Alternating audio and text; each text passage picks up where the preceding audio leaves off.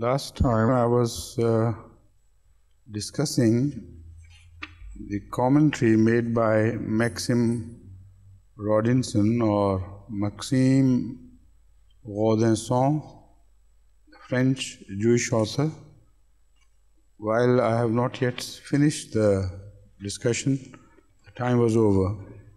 So I'll take up from where I left.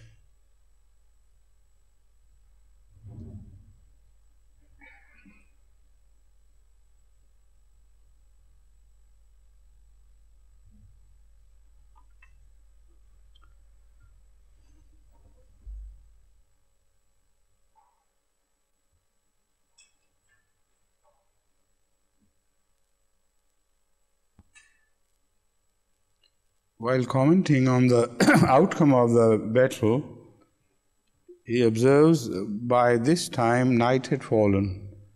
Would the victorious Meccans march on Medina?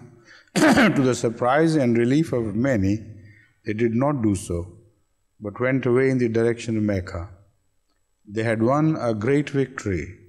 Muhammad's army had been literally decimated. There were about 70 dead, only 10 of them immigrants against a score of Qurayshites.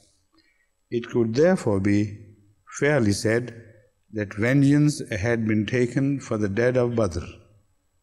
To embark now on the difficult siege of the labyrinth of forts in Medina, an operation for which the Qurayshites' army was ill prepared, would be to hazard their great success to no purpose. Moreover, it would stir up the whole population of Medina, including the Jews, against them, when they had set out only to fight Muhammad's private army. It would reforge the unity which had been imperiled by that very Meccan victory, which might be expected to strengthen all the messenger's opponents, not only the Jews and pagans, but also the Muslim opposition led by Abdullah ibn Ubay, which had refused to fight outside the bounds of the city. It was wiser not to precipitate the worst by attempting too much, especially since the Meccan army had, after all, its own casualties. Now here, as he has very clearly asserted, a picture is being painted of total decimation of the Muslim army, and the only reason why they are told not to have attacked Medina is that, according to them, it was not the fear of the defeated Muslim army, but the fear of those who had not so far participated in the battle. Those who were left behind in Medina, like Jews, like pagans, with whom a treaty had been signed earlier, that if any enemy attacked Medina, no matter why he did so and which religion he belonged to, all the inhabitants of Medina will jointly defend the city. So as such, he points out that that is the only reason. They were afraid of the Jews, of the pagans, of the munafiqeen, whom he calls Muslims, led by Abdullah bin Ubay. Otherwise, there was no reason whatsoever why they should not have. Now, this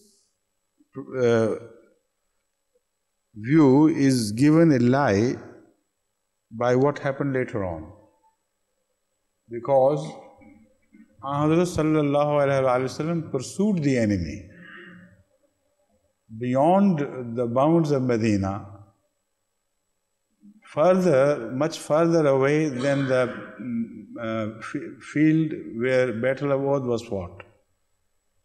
And that leaves us with no choice but to reject this view that the enemy did not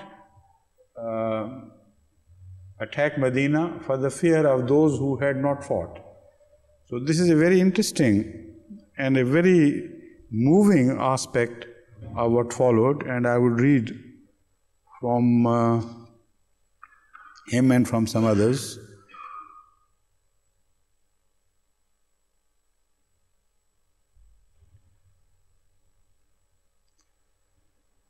Then the company of the survivors, according to the same author, emerging from the various crannies in the rocks where they had been hiding, wounded and bleeding, made their way slowly back to Medina, where they were greeted by the shrill cries with which the Arab women are used to mourn the death of their kinfolk. Almost before his wounds were dressed,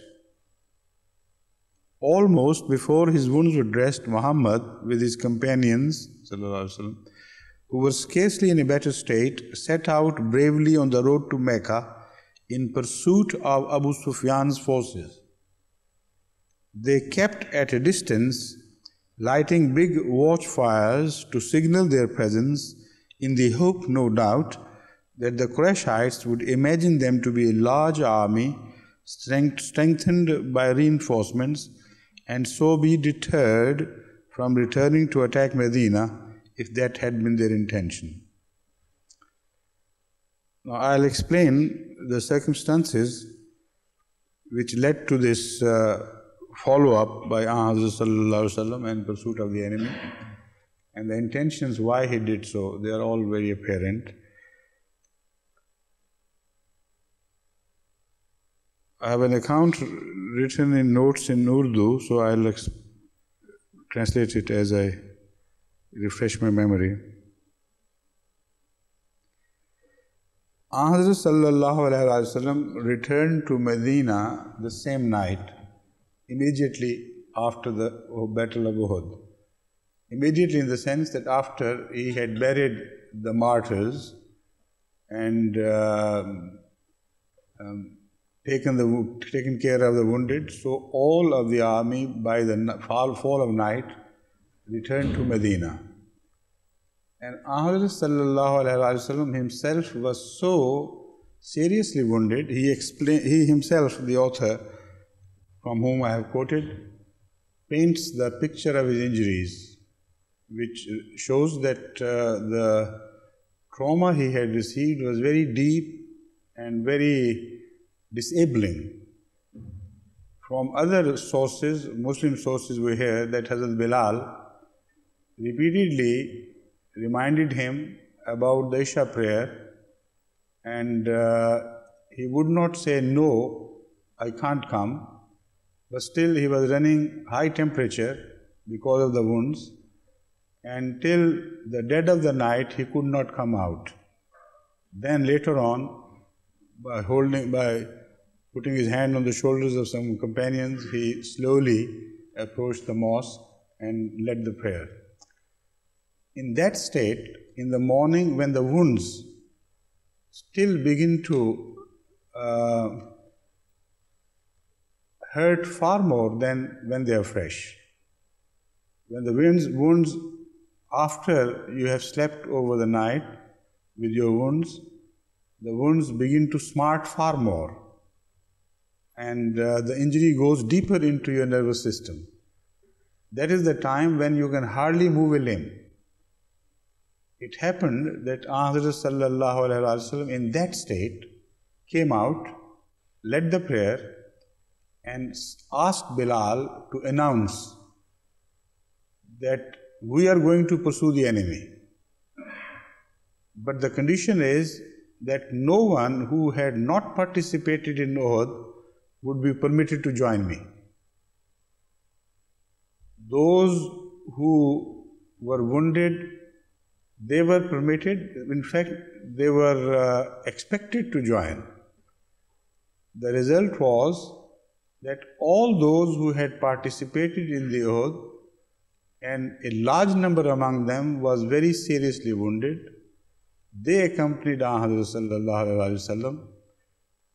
There was only one exception, and that I'll tell you who was included in that pursuit, who earlier had not joined the battle at Medina, at Uhud. It was Hazrat Jabir bin Abdullah. You know, you have heard about Hazrat Abdullah so much. He was martyred at the Jang-e Uhud. There was an argument between him and his son. His son insisted that he should participate. He is young and he can fight better. And Hazrat Jabir insisted, no, you stay behind with your sisters. He had 7 sisters, and they must need someone to take care of them in case the enemy attacks the city. So you remain behind. So under compulsion from his father, he had to stay behind. Hazrat Abdullah was martyred, of course, and that is what he mentioned during the argument earlier, that I want martyrdom and I will not permit you to take my place, and this is my time. So he made a plea to Hazrat and said that in these circumstances I could not participate, and you know that, so please permit me, make an exception in my case. So an exception was made, and Hazrat Jabir bin Abdullah was also permitted to participate in that pursuit of the enemy. About those who participated in this, who went along with Hazrat, the sort of army that was, which went in the pursuit of army, I'll give you a few examples. Some were with 9 wounds each, like Hazrat Usaid bin Huzair, Aqba bin Amir. You know, it was a custom with the Arabs to count the wounds, and the seriousness of the case was generally judged by the number of wounds. And they were all quite deep, of course. Some could be fatal by themselves, singly, but there were some who had 10 wounds each, like Hazrat Kharash bin Samma. Some more than 10, but not counted, like Hazrat Ka'b bin Malik. In the case of Hazrat Abdul Rahman bin Auf, his wounds were counted to be 20. That means 20 sharp wounds by sword, or piercing wounds by spears, whatever the nature, but they are just described as wounds. Hazrat Talha bin Ubaidullah also participated again. He is the one whose hand had been paralyzed because he was protecting the face of Hazrat from the attack of arrows, from the volley of arrows directed at him. And he, with that hand hanging by his side, also joined Hazrat. In this, a very interesting thing happened. There were 2 brothers. Both of them were very severely wounded, one less and one a bit more. They had no horse to ride on. They reached very late at night at the appointed place. When Hazrat inquired from them what had prevented them from joining them in the beginning, they said that we had no mount to ride on. So the less injured brother occasionally lifted his brother so that he could also keep him company. This was the sort of army which pursued the enemy. Now what happened then? Why did not the enemy attack? There, all these Orientalists are in a deep dilemma, and they have to contradict something they had said earlier about the Battle of Uhud. They had to build a new story altogether. The question of Medina, the fear of the Jews, the pagans, all dissipates into thin air. Nothing is left.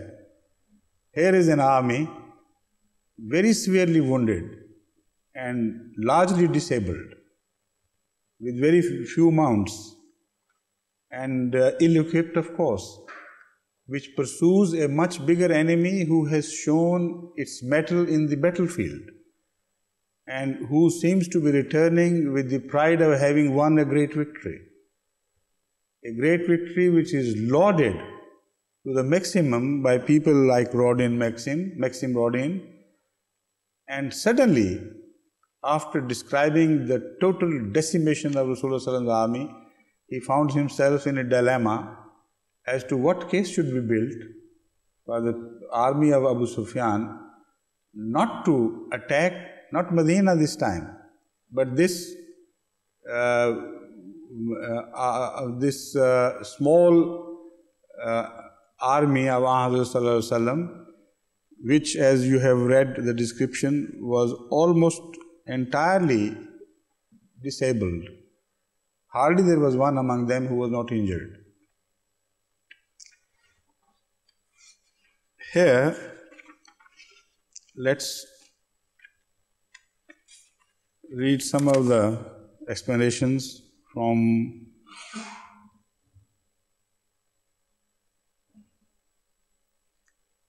Mr. Rodin.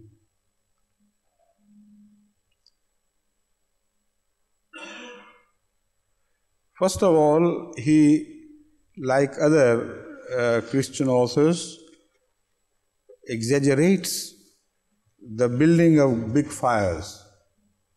Of course, they have taken it from some Muslim sources, but the strategy of Muhammad was to spread out the fires. And they say because of that, the enemy might have received the impression that large number of those who had not been able to participate in the Battle of Uhud had also joined. That is why the followers, the soldiers with Muhammad, the number of soldiers with Muhammad had very much enlarged. Now, this is a very stupid proposition which does not hold water at all, because it was not a question of one night alone.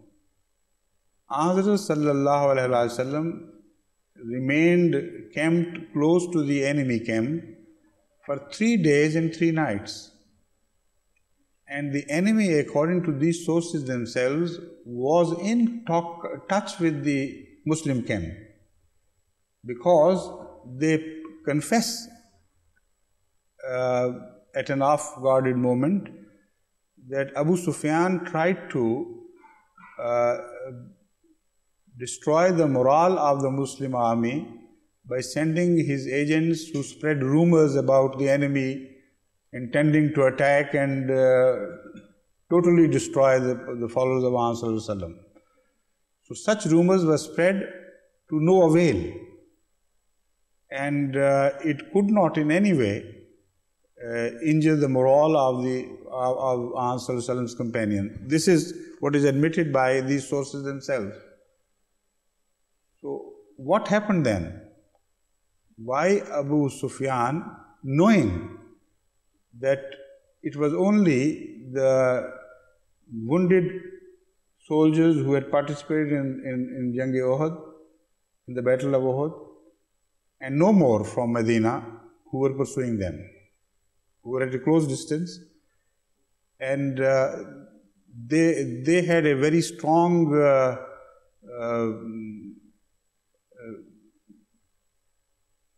what रिसाले को क्या कहते हैं? रिसाला अंग्रेजी में? हाँ? पान? नहीं, रिसाला जो फौज से troop, yes, just a troop? No, not infantry. Cavalry, that's right. Mounted cavalry. They had a very strong mounted cavalry under the able leadership of Khalid bin Walid. So they have to put excuses for each such possibilities, and they have to admit that after all, the battle was not one-sided, and the enemy had also very deeply suffered. So all that great bragging about the whole army having been decimated and one-sided victory, all of this is being given lie by themselves. And so I'll read from Montgomery Watt, for instance, what he has to say. First of all, Montgomery Watt is closest to the facts from among all the, not all, but many Orientalists. He tries not to be overexcited about it because he is a more experienced Orientalist and he knew the difficulty he would face if he over-exaggerated the defeat of Hazrat's companions. He says Quraysh had merely taken a life for a life. That is, if you keep in view their losses at Badr, that is what he means. Whereas they had boasted they would make the Muslims pay several times over. In more general terms, the implication of Uhud was that Muhammad was almost able to hold his own against Quraysh, and that Quraysh were not capable of doing much more than holding their own against Muhammad. What humiliation for the proud merchant princes of Mecca, who recently had thought that they had all Western Arabia under their control. Now, this is not a compliment to Hazrat. This is a very, very agonizing reflection on Abu Sufyan at not having failed to attack Medina. When you read Montgomery Watt, a scholar of his caliber would not easily give himself away. But when you read him as a whole, then you know that he deeply hates Islam. He is well trained in that art. And when I will give you his biodata, then you'll understand how profoundly he was trained to present Islam in a manner as if he were a friend, and yet to try to injure the faith of Muslims who read his writings and strengthen the hands of the enemies of Islam, but in a very cunning and clever way. Here, the implication is obvious. He is very unhappy with Abu Sufyan. He can't change the history, but he says, woe to you, shame on you. What sort of leader are you? Here you were given a chance to destroy Islam once and forever, and you failed to do it. So why it so happened, he goes on building the case. What humiliation for the proud merchant princes of Mecca, who recently had thought that they had all Western Arabia under their control. Why then, since this was so, did Abu Sufyan withdraw from Medina without pressing home his advantage? He at least must have been aware of the strategic necessity of destroying Muhammad's power. And he apparently knew before he left the battlefield that the claim of Ibn Qamiya to have killed Muhammad was false. So here you can see the agony at the failure of Abu Sufyan to take that vital decision of turning back and destroying, attacking either Medina or destroying the pursuing army of Hazrat.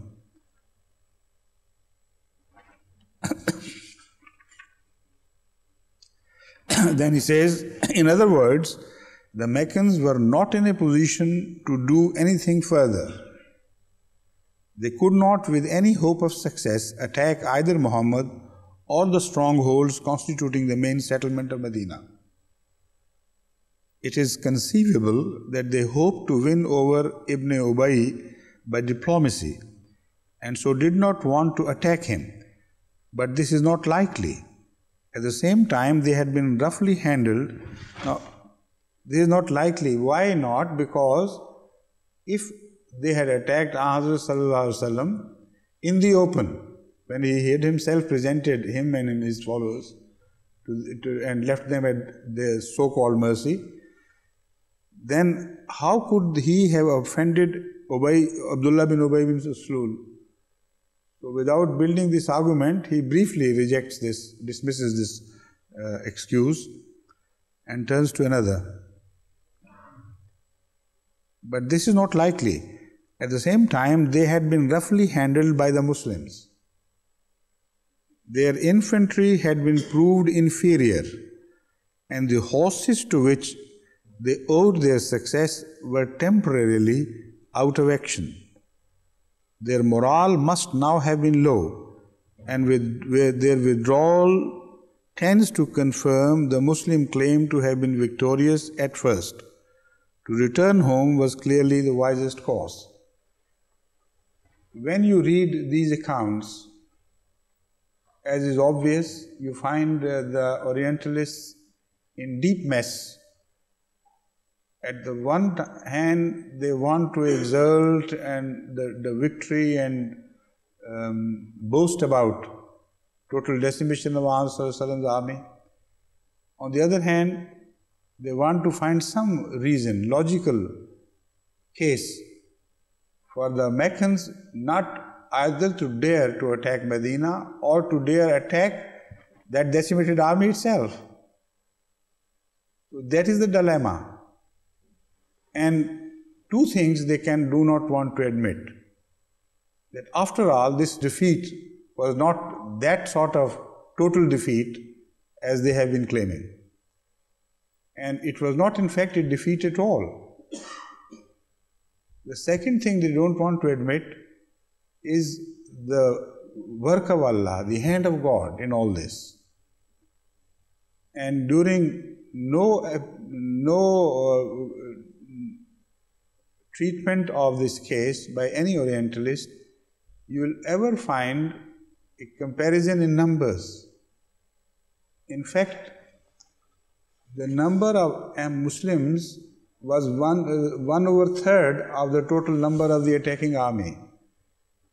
So when they say it was tooth for tooth and all were scared, they never mention that the army was overwhelmingly larger, 3 times that of Hazrat sallallahu alaihi wasallam's companions. So what happened was obviously something which they can't explain. It was Allah's will that prevented them from returning. They were overawed, and also the fact that they had been so severely mauled by the defending Muslims that their wounds were smarting, and they knew what they had suffered at the hands of the Muslims.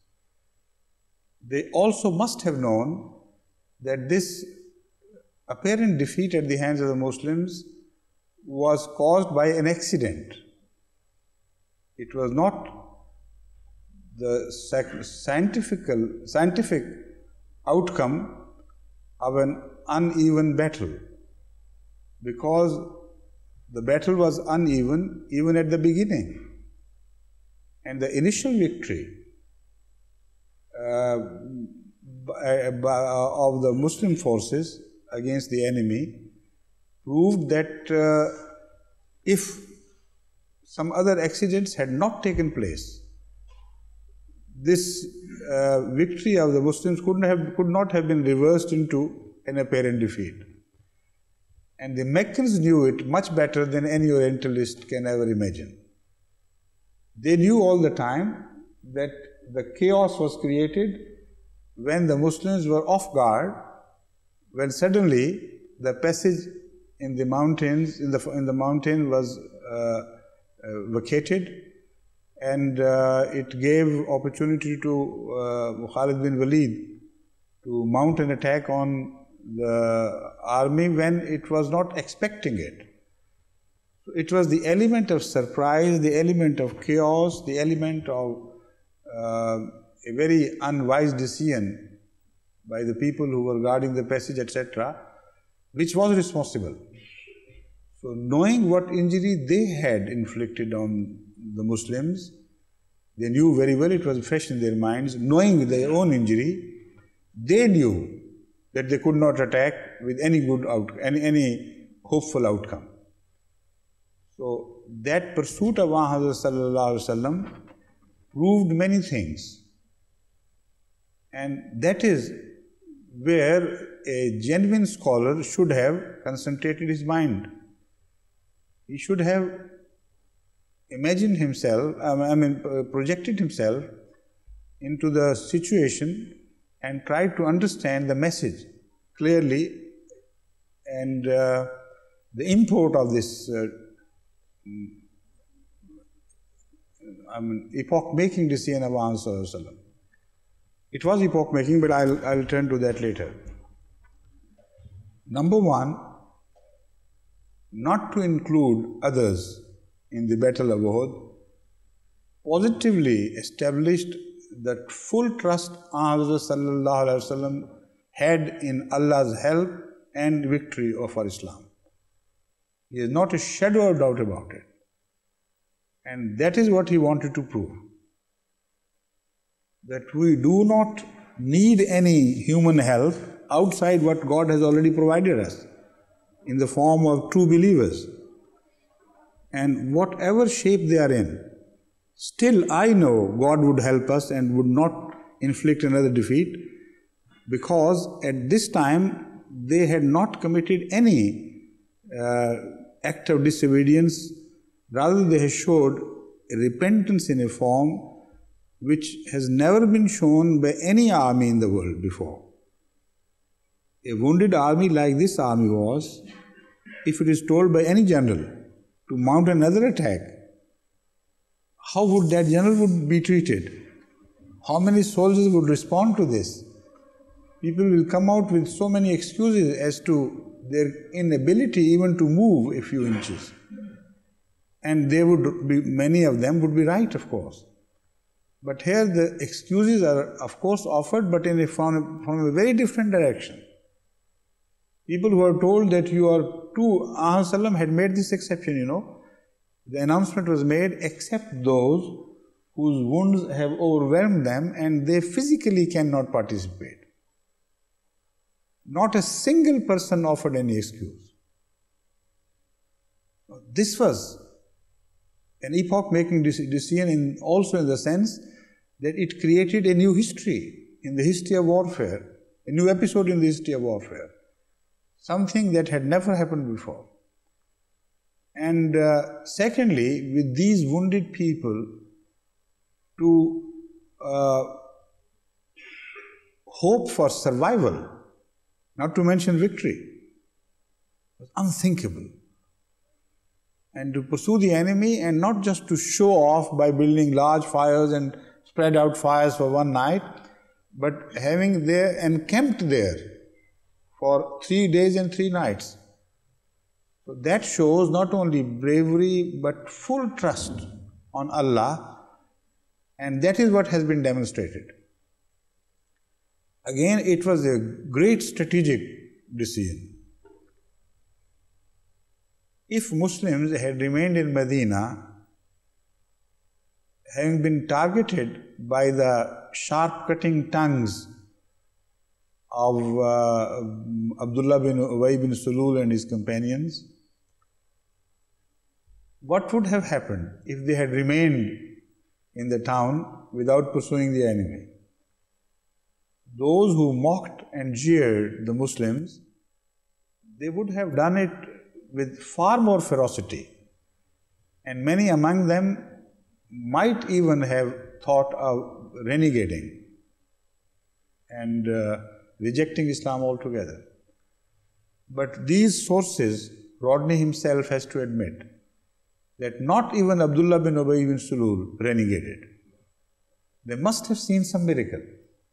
And that was the miracle.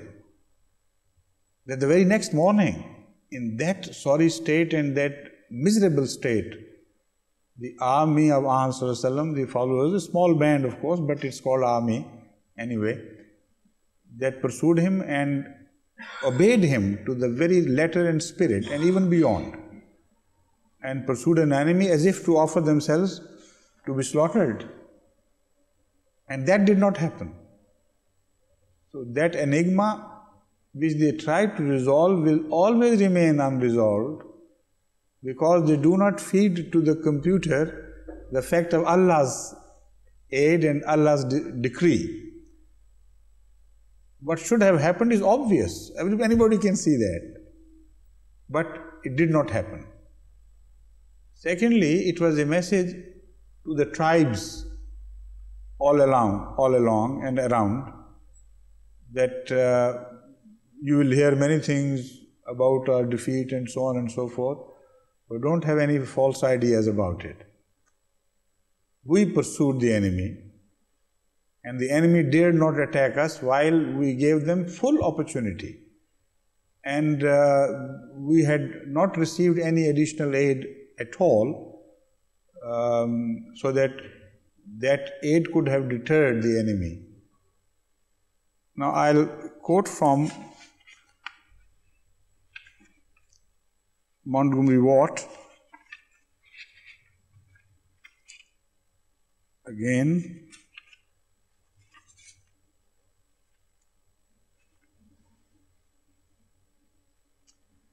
Because I want to make a comment on one of his observations, very unfair, of course.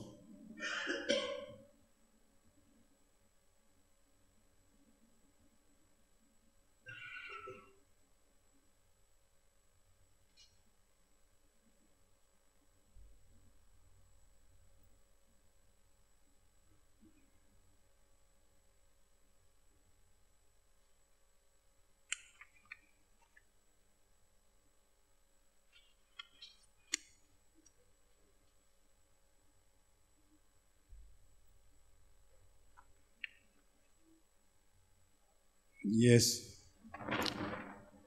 On the following morning, therefore, he summoned, that is Hazrat Muhammad Rasulullah, according to Montgomery Watt. This passage is taken from Muhammad at Medina by Montgomery Watt, page 28-29. I don't remember the edition, so if there is another edition with different paging, you better look out for that. He says it was normal and On the following morning, therefore, he summoned those who had been with him at Uhud to set out in pursuit of the retreating Meccans. It was the normal and expected thing for an Arab to do when he had been the victim of a raid. Now, how dishonest he is in these remarks. An absolutely false impression is created, which is not at all applicable to this situation. The normal Arab custom, which he is quoting, is quoted to belittle the great decision of Hazrat Sallallahu Alaihi Wasallam to pursue the enemy. That custom has nothing whatsoever to do with this situation we are dealing with. You know, even in our country, when some robbers raid a town or a small village, etc., when the word is passed on that we have been attacked, or some troop of robbers came and tried to rob or did rob and fled away with the booty, what happens is then an alarm is raised and people make small posts to pursue the enemy. This is what was the custom of the Arabs. If a tribe was attacked at night and the enemy had run away with the booty, etc., or an attempt was made and then had run away, then all the fresh people of this settlement where the tribe had settled, they would naturally start a pursuit of the enemy, like you read in the Western novels. It happened in America, and it still is the custom in India and Pakistan. So to confuse the issue, to belittle the greatness of Hazrat Sallallahu Alaihi Wasallam, this so-called expert and friendly expert on Islam has this small insertion from himself, like it was a normal custom, it always happened. But if you read more honest Orientalists, they would tell you what happened. I quote from G.M. Draycott, and this and the other following observation, which I am going to read, is taken from Chaudhry Muhammad Zafrullah, late Chaudhry Muhammad Zafrullah Khan Sahib's book. He has quoted these sources. So I don't quote from the original, but from Zafrullah Khan Sahib's. What's the name of the book? Muhammad Seal of Prophet, that's right. Yes. G.M. Draycott has observed, Muhammad is the name of his book, page 201, as quoted by Sir Zafrullah Khan, late great Zafrullah Khan. Reverses show the temper of heroes, and Muhammad is never more fully revealed than in the first gloomy days after Uhud, when he steadfastly set himself to retrieve what was lost, refusing to acknowledge that his position was impaired, impervious to the whispers that spoke of failure, supreme in his mighty asset of an impregnable faith. This is how an honest historian sees the event, and this is how he interprets that. But then I come to another historian, Bodley, Ronald Victor. He was a colonel in the army and remained before First World War, had also been in Kashmir. He himself writes about writing about his own biography. He says,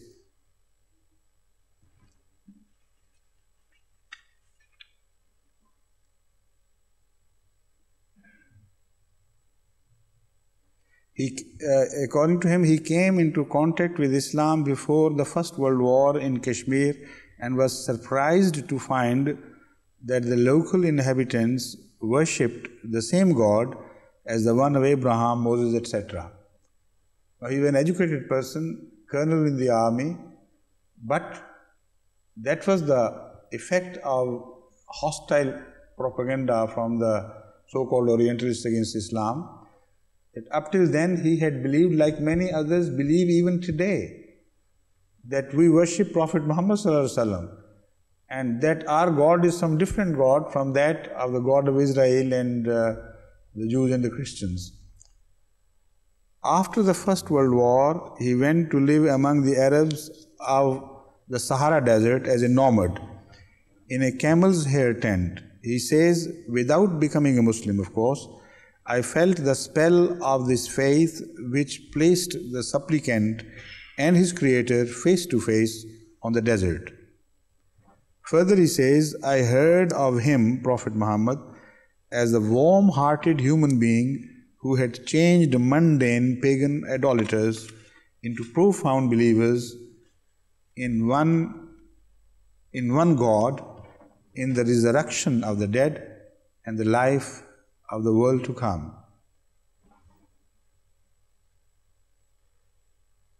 He has his critics, of course, for this sympathy for Islam, because it is a genuine sympathy of a simple heart and mind.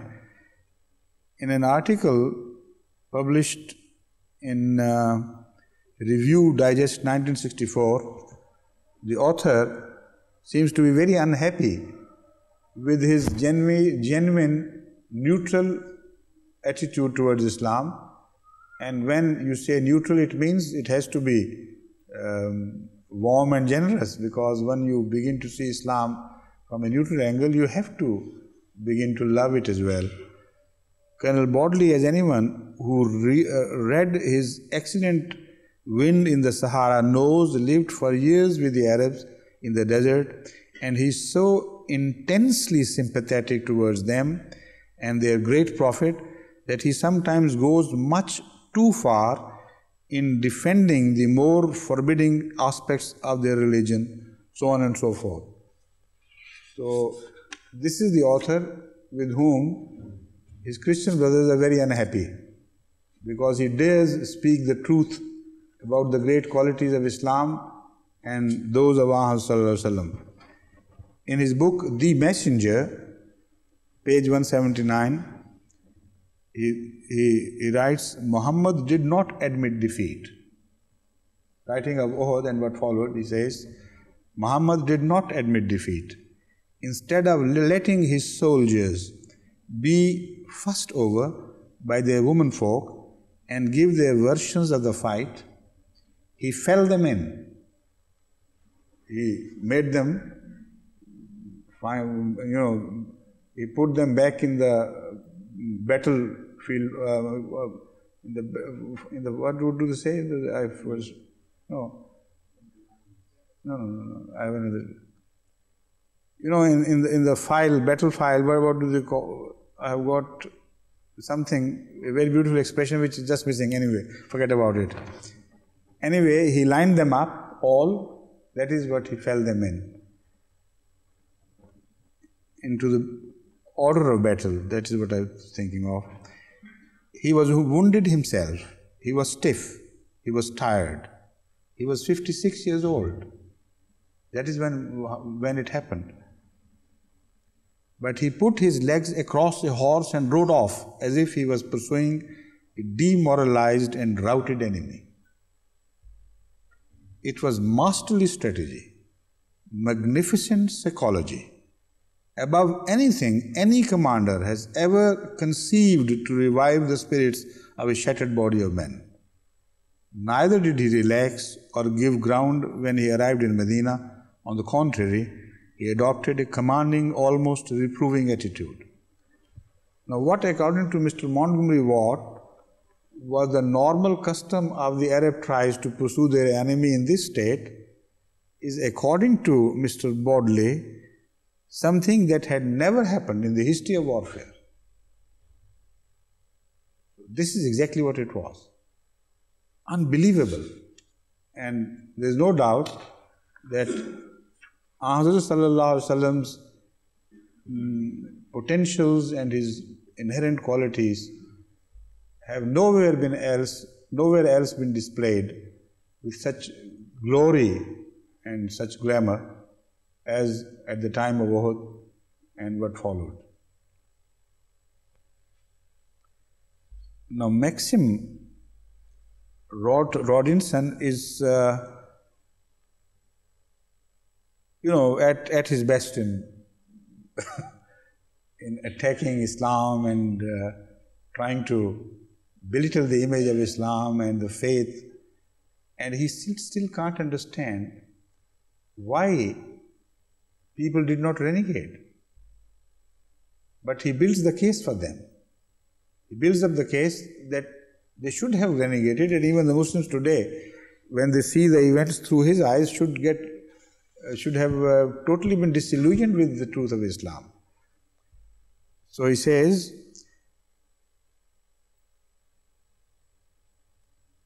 with reference to the views and attitudes of the pagans, the Jews, and the followers of Ibn Ubay,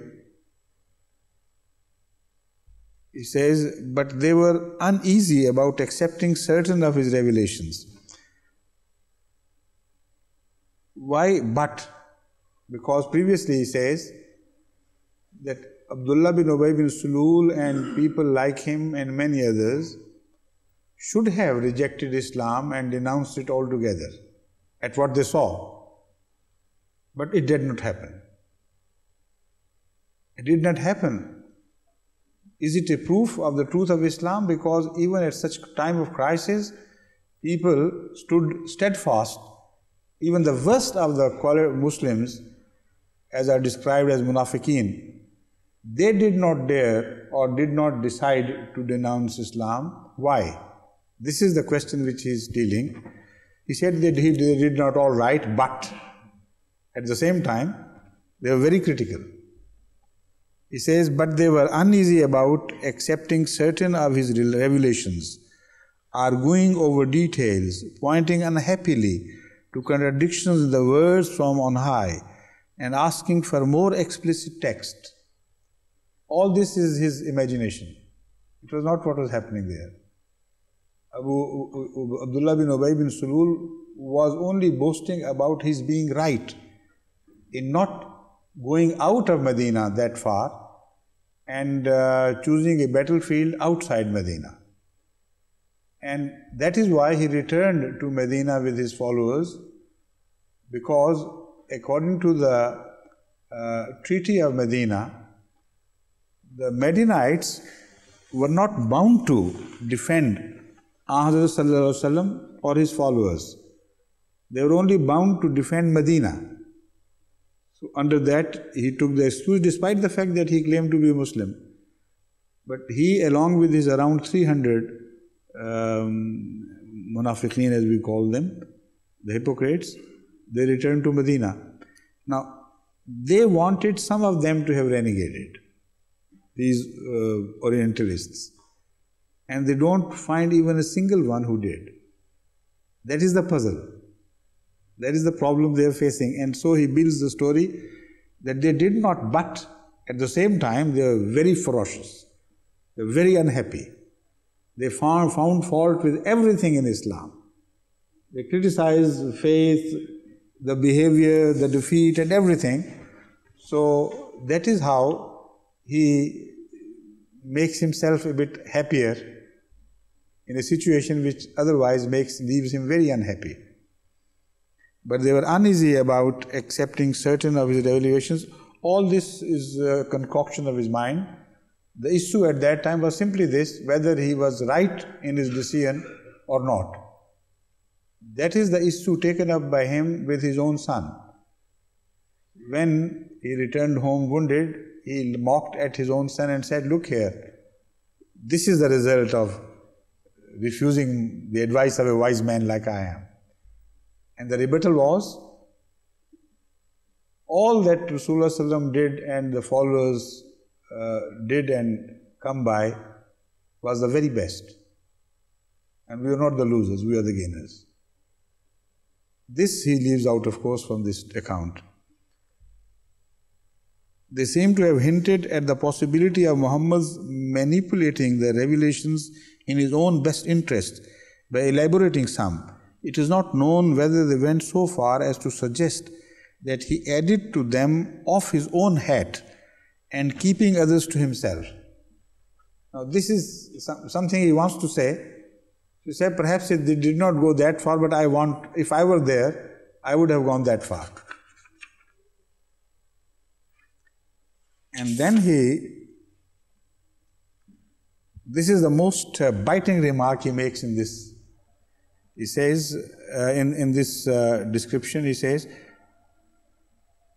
who had ever heard of a prophet who had heaven on his side being so humiliatingly worsted?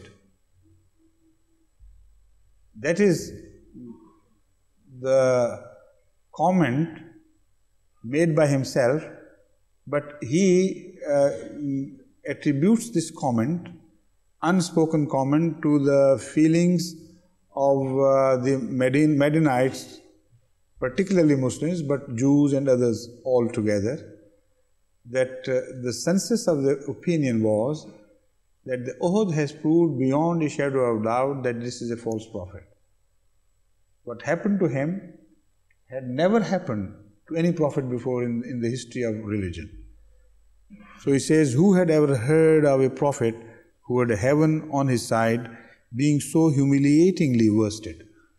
Now let me quote from Christian and Jewish sources as to who had ever heard of such prophets and their humiliation at the hands of the enemies. St. Paul, in his letter quoted in Hebrews 2, 32-38, writes, "And what more shall I say? I do not have time to tell about Gideon, Barak, Samson, Jephthah, David, Samuel, and prophets who through faith conquered kingdoms, administered justice, and gained what was promised, who shut the mouths of lions, quenched the fury of the flames, and escaped the edge of the sword, whose weakness was turned to strength, and who became powerful in battle and routed foreign armies. Women received back their dead raised to life again. Others were..." Now, that is the story of those who were victorious among them. Now he turns to the other side of the picture. and says, others were tortured and refused to be released so that they might gain a better resurrection. Some faced jeers and flogging, while still others were chained and put in prison. They were stoned, they were sawn in two, they were put to death by the sword. They went about in sheepskins and goatskins, destitute, persecuted and ill-treated. The world was not worthy of them. The world was not worthy of them. They wandered in deserts and mountains and in caves and holes in the ground. So they were also the prophets who were treated like this according to St. Paul.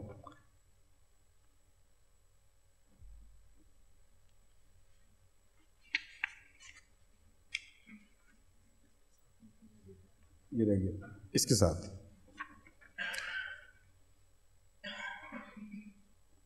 now I'll quote some of these are the ones I told you to write from the Bible.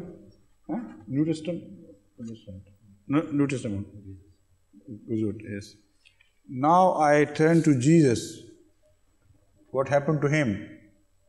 He was also a prophet of God, and if not a prophet, the Son of God.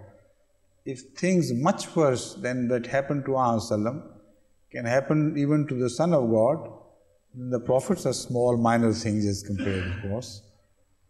Judas, then Judas Iscariot is mentioned. They are the verses of Bible, various verses from the New Testament which I'm quoting. Then the men stepped forward, seized Jesus, and arrested him. But I should not go on mentioning the reference because it will break the continuity. Peter denied it again with an oath. I don't know the man. This was one of his trusted disciples. When he came back, he again found them sleeping, while he was asking his disciples to wake and cry to God and to beseech for mercy, and they took it so lightly they went on sleeping. What I want to do is to compare the behavior of those who saw Jesus Christ according to them as a Son of God among them, and the behavior of those whom they think had seen enough evidence that Prophet Muhammad was not a genuine prophet. His behavior, their behavior I have already described. In the pursuit after the Uhud of the enemy, their behavior is so completely described without any flaw that leaves no shadow of doubt that they had seen in Prophet Muhammad something which no man in history had seen in any other man before. Or what happened simply could not have happened. But here, those who spend their almost lifetime or a long time, not lifetime, but a long period of companionship with Jesus Christ and suffered with Him and preached with Him and spread His word. When time of crisis came for Jesus, this was their behavior. They spat in His face and struck Him with their fists, not the companions, but the enemies. Others slapped Him and said, prophesy to us, Christ, who hit you? Now here, words have been left out. They blindfolded Him. What actually happened was that they blindfolded Jesus Christ and started slapping Him and striking Him, jeering at the same time, O Prophet of God, tell us, through prophecy, who it was who struck you. So this can happen to prophets, According to them, he was a prophet. He claimed to be prophet, yes. They bound him, led him away, and handed him over to Pilate, the governor. Matthew. Then he released Barnabas hoga, Barnabas, yes, to them, but he had Jesus flogged and handed him over to be crucified. They stripped him and put a scarlet robe on him, and then twisted together a crown of thorns and set it on his head and mocked him. "Hail, King of the Jews!" They spat on him.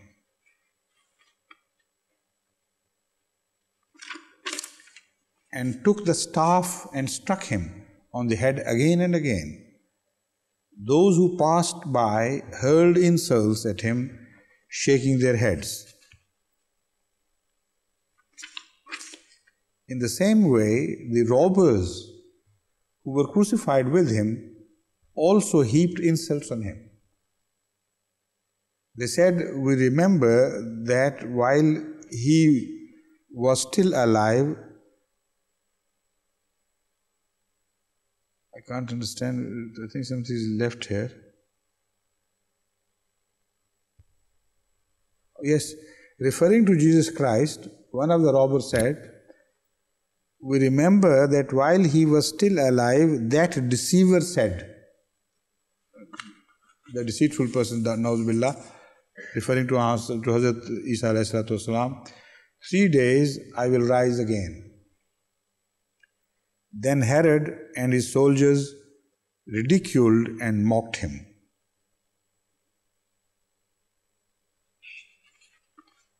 Now, I am quoting this with a very heavy heart, of course. Not that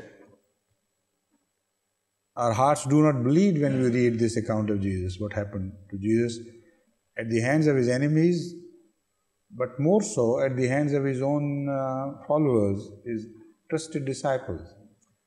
I'm only doing it to make a comparison with what happened to Muhammad Sallallahu Alaihi Wasallam and to turn the mockery on to the critics of Muhammad Sallallahu Alaihi Wasallam, like Rodney and like many others, who say that the Battle of Uhud proved only the falsehood of Rasulullah Sallallahu Alaihi Wasallam, because what happened to him could not have happened to a true prophet of God. Much worse could happen to a true son of God, who according to his enemies only claimed to be the prophet of God. So his case is fit to be presented to both who believe in him as son of God and who believe in him as a claimant to prophethood.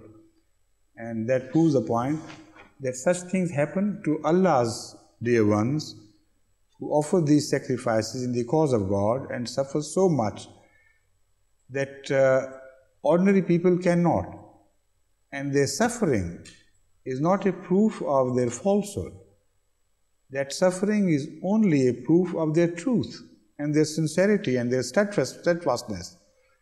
So I am not quoting this to support their view that these things give light to the claims of prophets who have been so insulted and ill-treated. Quite on the contrary. They are the best proof, the most powerful proofs and evidence of the truth of the claimants, because in suffering they remain steadfast. And they give up their lives for a noble cause.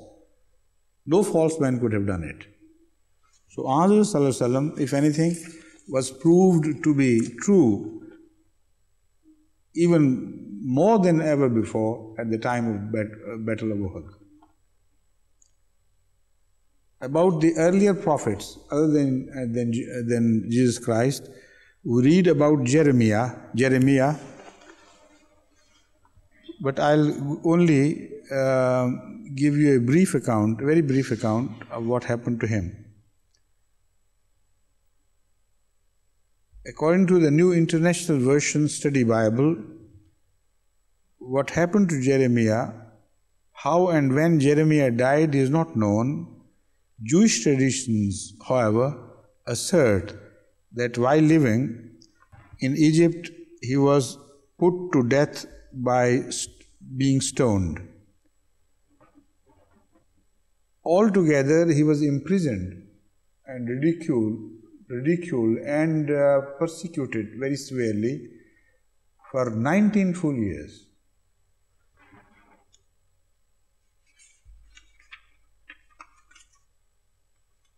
It's a long account of what happened to Jeremiah. You know about John the Baptist, how he was beheaded at the behest of Herodias.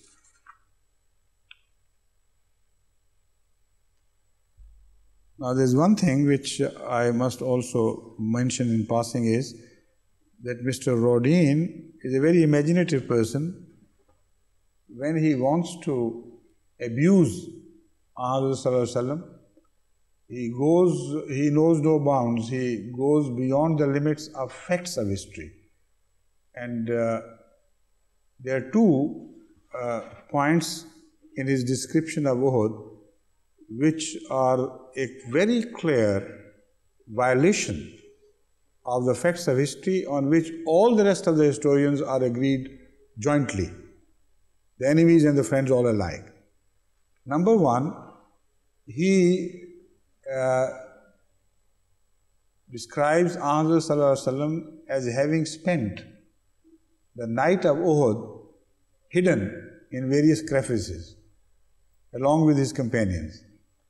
He builds this story from himself, from his own imagination, just to prove that Rasulullah and his companions were so much afraid and scared that they dared not come out on the same day and face the possibility of being routed by the enemy hidden somewhere else.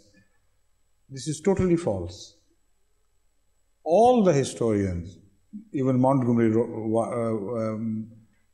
Watt, as you read him, have mentioned without any exception that Ahmad finished with the business on that very day, returned the following night, did not spend the night hidden in the crevices, etc., and went on that expedition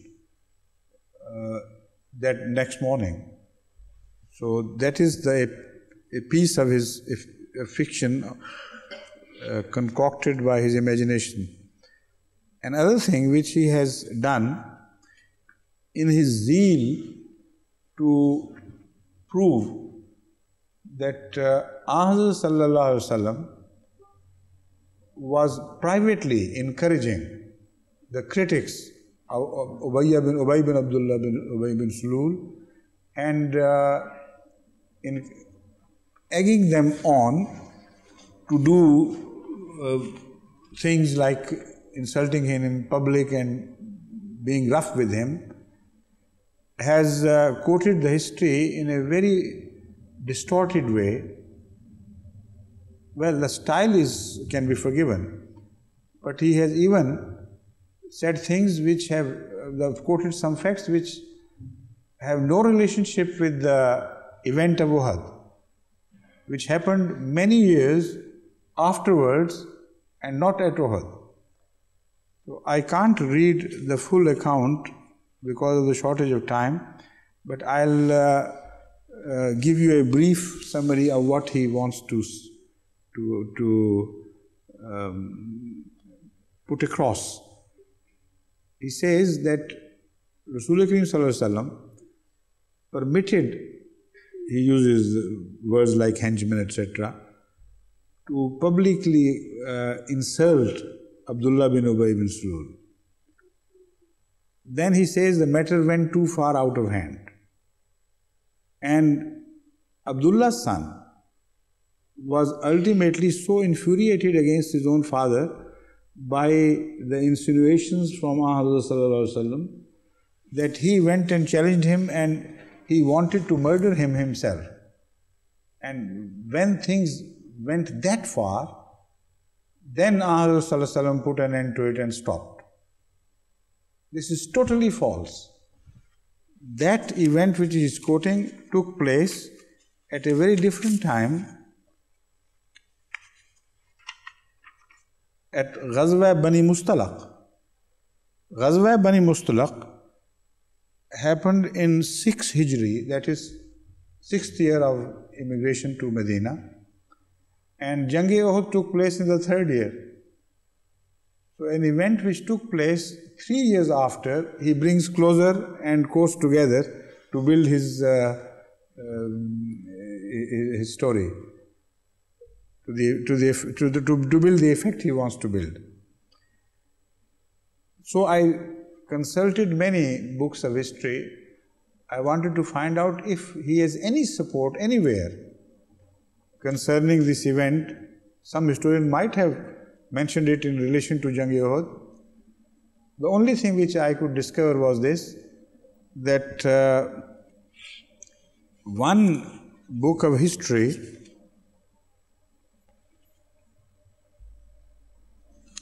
let me see, where is that reference? Where have you put the reference? Following?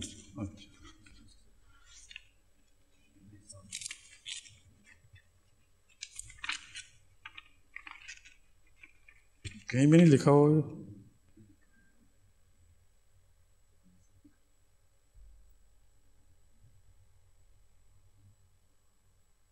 No, I'm not good. What they say about Hazrat Umar Raziyallahu Ta'ala anhu.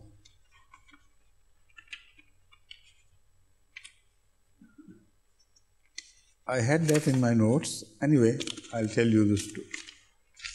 It is reported by one historian, a late historian of course, but it is reported by one.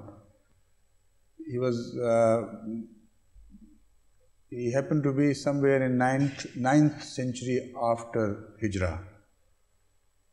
He has reported that during the Uhud, when Abdullah bin Ubay bin Salul and many others jeered and mocked Muslims and insulted Islam in general, then Hazrat Umar Raziyallahu Ta'ala anhu got so infuriated that he approached Hazrat Sallallahu Alaihi Wasallam and sought his permission to murder all of them, whoever dare insult Islam and the Muslims with reference to what happened at Uhud.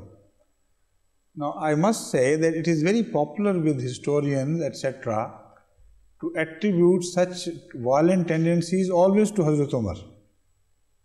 You know, whenever you read about such things, Hazrat Umar is the main person who is quoted as the one who pleaded violence, who did this and that, and who was so trigger happy or sword happy that at the slightest excuses, he would suggest to Sallam that such and such people should be murdered immediately. While in the war, we don't read much about his killing the enemies. And mainly it is Hazrat Ali, who is quoted by all historians, who killed the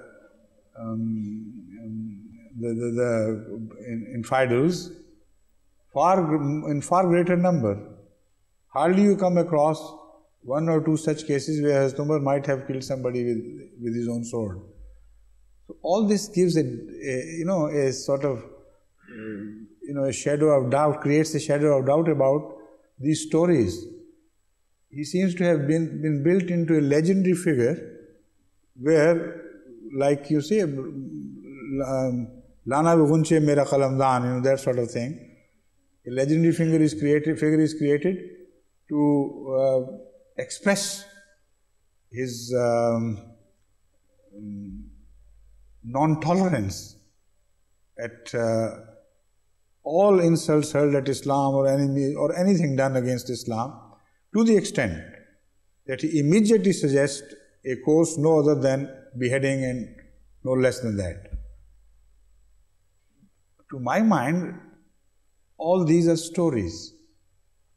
How could Hazrat Umar have done this, asking his permission to kill all of them? But anyway, if it was so, this author, Rodin, seems to have read this book, which is As-Siratul Halabiyya by Ali bin Burhanuddin al-Halabi.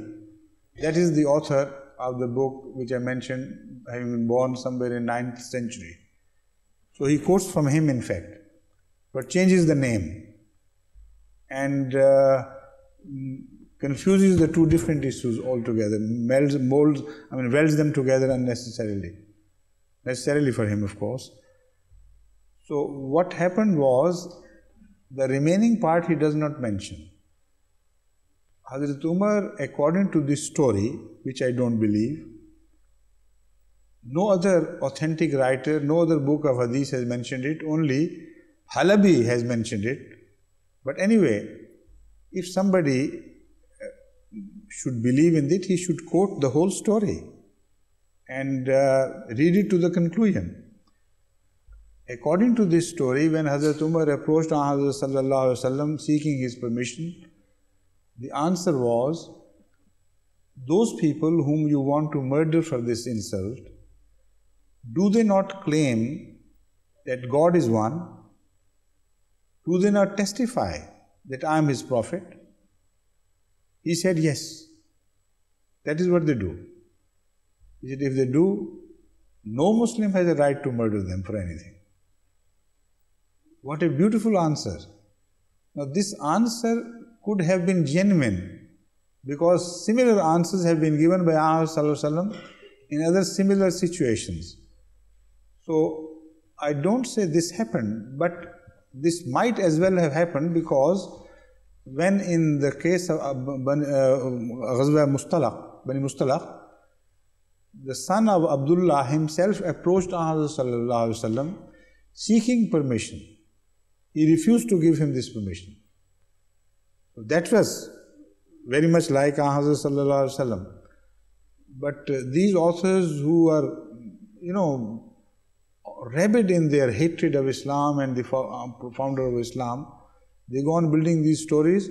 So don't ever trust the facts quoted by these authors. You must go to the sources and find out yourself what they have genuinely quoted, what they have invented from themselves, and what important things they have missed. Now, whenever I have tried to do that, I have discovered something which always happens like this. These Orientalists generally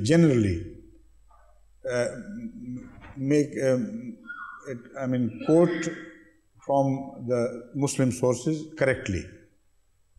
But they have a particular style and approach. Number one, they would go to the sources, even the weakest, the feeblest, if they are anti-Muslim. No, I'm sorry, not anti-Muslim. If they in any way contain something which goes against Islam, the sources are Muslim, of course. The events quoted by them are quoted by some people who also happen to be Muslims, but these, as we call them, riwayat or traditions, they are the weakest, mostly found in Waqidi and many other such historians. While the same historian has quoted far more dependable and authentic traditions relating to the same events, which give a completely different and a much more pleasant picture of what actually happened. And they omit that, they forget about that as if it never happened. In fact, a genuine, honest scholar should have presented both sides of the picture and then argued as to why he is adopting this tradition and not that. Secondly, many other traditions which speak of the true reasons why something was done by Hazrat Sallallahu Alaihi Wasallam are completely omitted and left out. So they are happiest when some Muslim scholars, by mistake, by simplicity, have said something which goes against Islam and Rasulullah Kareem Sallallahu Alaihi Wasallam, and then they, exult on that and celebrate that as if they had found a gold mine. So the best thing always is, the safest policy is, when you read something like this, first of all, judge the event by the general nature and your own personal understanding of the character of the person whom they are discussing. As I've said, Hazrat Umar has been made into a legendary violent person. Now, how can it happen that every time it is Umar available immediately for such violent counsels, etc., and he is always handy at such times? That shows that there is a lot of unreliable element about these things. Moreover, the conduct of Hazrat Sallallahu Alaihi Wasallam is so well known. From the Quran, from the traditions, etc., nobody who understands Hazrat Sallallahu Alaihi Wasallam can miss the point that there are things which he cannot have done. There are things which he would most certainly have done. And on this, it is not a question of intuition.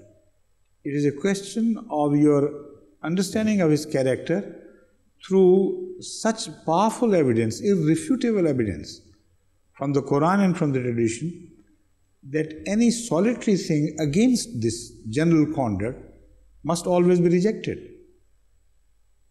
That is also the attitude of some genuine, honest Orientalists. They of course quote things which go against Sallallahu and his conduct whenever they lay their hands onto them, but genuinely they also mention the facts that this is a source against these, and this is the character of Sallallahu which stands high above such insinuations. So scholars like Carlyle have written great tributes in favor of Sallallahu, and he has adopted the same style as I was just quoting. But most of them are very dangerous writers. Sometimes they appear to praise Sallallahu and give high tributes to him, his leadership, etc. At the same time creating an impression about him which is belied by his general character. So Ahmadis should make studies, deeper and more profound studies into the sources from which these anti-Muslim writers have mainly benefited. And they should, some should devote himself to some author, some to another, and I'm generally proposing a course of action which you should take. To quote, to give you the example how deeply and profoundly they pursue the studies of Islamic history, etc., with the whole intention of attacking Islam. When I read how Montgomery Watt was prepared for this purpose, then you will understand how seriously the enemy takes these things and how persistently they pursue a course of acquiring knowledge which ultimately would be turned against Islam. It is, in view of that, it is imperative for Ahmadi scholars, Ahmadis who are, whether they are trained in Arabic knowledge or history of Islam or not, they themselves can take it up and start studying, and they can become real, genuine, profound scholars by pursuing these courses privately on their own. There is no difficulty in the way. Only you have to be sensible and you have to be honest. These are the two qualities required by a scholar, and also hardy and painstaking in his pursuits. Then inshallah, a genuine, powerful defender of the truth of Islam would be created from the Ahmadi youth. Very few people among Muslims are doing this at present, and to point out to this fact, I have built all this, the whole introduction to this subject.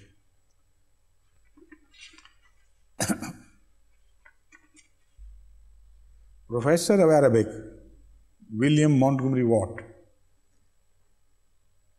and Islamic Studies, University of Edinburgh, 1964-79. Born Ceres, Fife, Scotland, 14 March 1909. Father was a reverend, educated at University of Edinburgh and Oxford. MA, first honours in classics and also BA and B Lit. He belonged to a Christian family, very devout Christian, professional Christian family. In 1938-39, studied theology at Cuddison College, Oxford, and was ordained deacon in St. Paul's Cathedral, London, in 1939 and priest in 1940. So when you read anything by Montgomery Watt, you're so impressed by the image which has been created of a genuine, great, profound scholar and neutral scholar for that matter. Is also a false and hypothetical image. It has nothing to do with realities. He belongs to a very strong, inimical, anti-Islamic family and a priest family. He himself was a priest, although seldom you will hear about him as a priest now mentioned. As a priest now that he is presented as a genuine neutral scholar. In 1938-39, studied theology, I have read already. Curate, St. Mary, Bolton's, London, 1939-41. Curate, Old St. Paul's, Edinburgh, 1941-43. 1943-46. On the staff of the Anglican bishop in Jerusalem. You have heard of an Urdu saying, Karela Neem Chada. Gourd, which hangs on a tree with very bitter juice, even more bitter than the gourd itself. So, that is what was left out of his training, to stay in Israel for a few years and further polish his qualities. 1943-46. On the staff of the Anglican bishop in Jerusalem as Arabic specialist engaged in research in Islamic subjects. For that he found only the most appropriate place, Jerusalem. Visiting professor Islamic or Arab studies to various foreign universities between 63 to 79. Now it's a completely different garb. Here he emerges as a friend of Islam, goes to great Muslim countries and is very fully patronized by the oil-rich states of Saudi Arabia, etc. as a genuine friend of Islam, scholar and specialist on Islam. So much so that many an Arab prince have been his pupil, and although he is retired, I have heard from reliable sources that still Arab chieftains send their children to be educated in Islam by this great Western scholar. Chairman Associate of British Orientalist 1964-65, Levi de la Vida Medal, Los Angeles, 1981.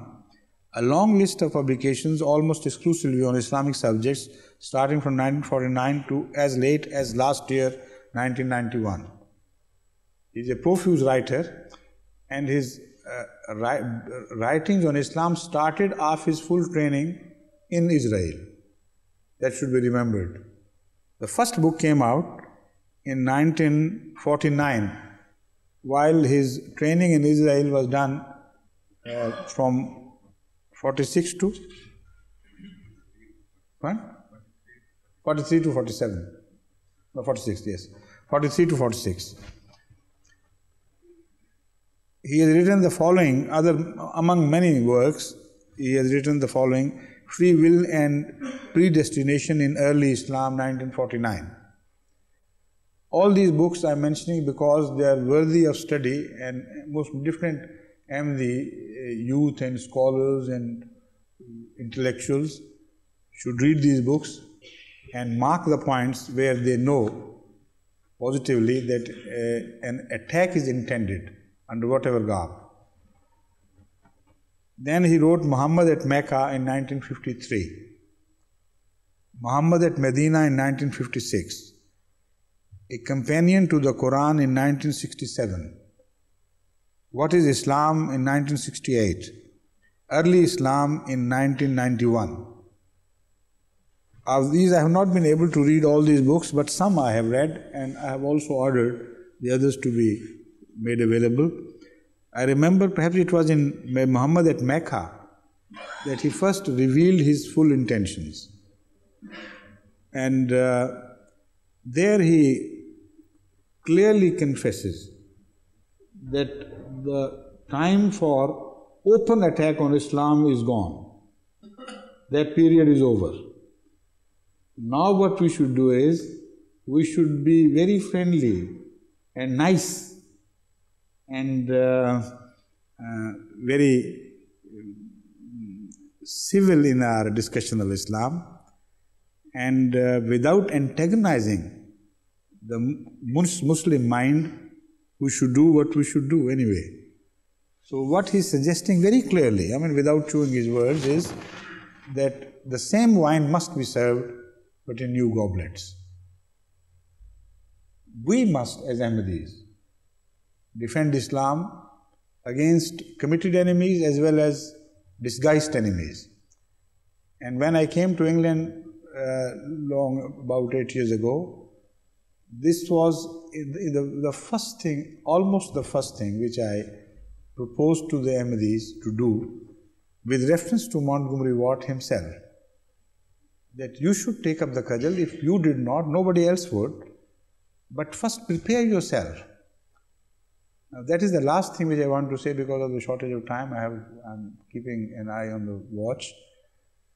The fact is that Ahmadi Muslims who begin to read about these things very quickly begin to believe that they have become scholars.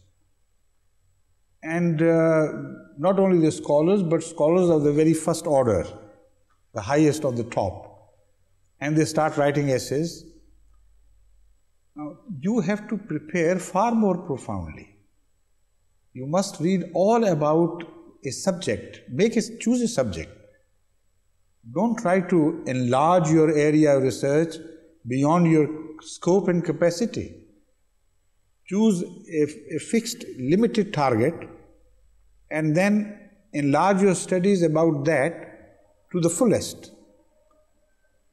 So, in that way, you will be able to genuinely defend the cause of Islam in a scholarly style. Otherwise, if you consider yourself as a scholar having read 1 or 2 books about something, you will always end up in a mockery of yourself. And such articles are constantly being sent to me. Sometimes it is a punishment to read them, you know. They say, you see, we have specially devoted our time to write this in defense of Islam and this and that. Please read it. So out of their sake and the labor they have taken, I have to go through the punishment. But I assure you, this is no way of doing things. You have to become genuine scholars, if not in a wider field, at least in a limited field of your choice. Then read all about it. Go to the history. Find out what was said on this subject thousands of years before. Come to the present time, pursuing the whole line of academic studies on that subject.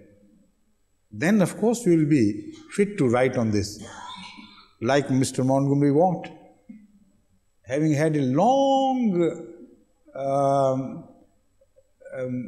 experience of Islamic studies, having won many medals, etc., he still did not start his writing books on Islam until 1949.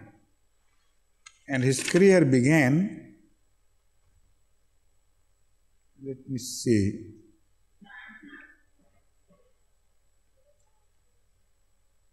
before 1939. Now, born in 1909, he was already a priest, ordained priest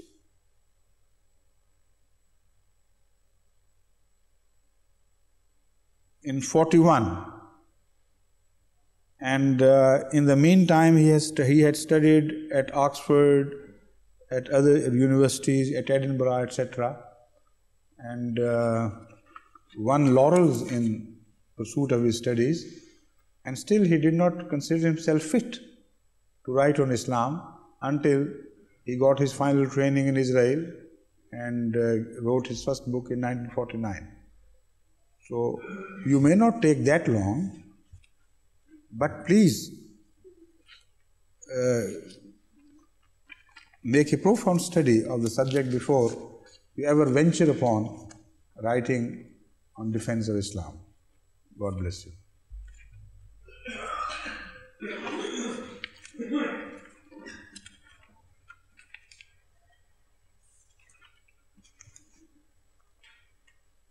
If I sound bitter about some of the great Western scholars, I should be pardoned, because it is a punishment to read. Less punishment to read an open enemy than to read about the disguised enemy. So hypocritical, so disgusting and mocking, and mawkish, nauseating to go through that experience. So that style should also be occasionally adopted in defense of Islam, the style of the person who attacks Islam. You can be that discreet and that clever in defense of Islam as he has been in the attack of Islam. Otherwise they'll say, look here, he is some sentimental person. He loses control over his language and sentiments. He's not a scholar. So when you write in rebuttal of some anti-Muslim scholar, I advise you to adopt the same style. Not like me to give way to your sentiments like I am doing now, because sometimes it's not possible to contain yourself when you read about those whom you love so much. It's impossible to hear the vitriolic attacks on Muhammad. It's impossible. And there one loses control and one should be forgiven about that.